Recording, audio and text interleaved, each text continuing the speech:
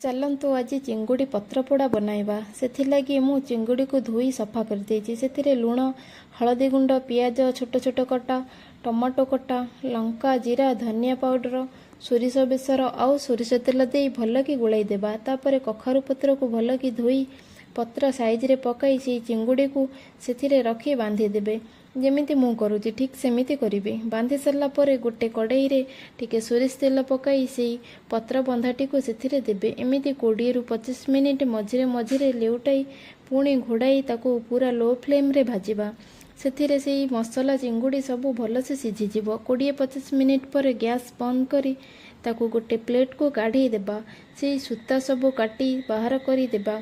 आउ से कखारु पत्र सह चिंगुड़ी खाइबे। देखिबे केते टेस्ट लगुछि।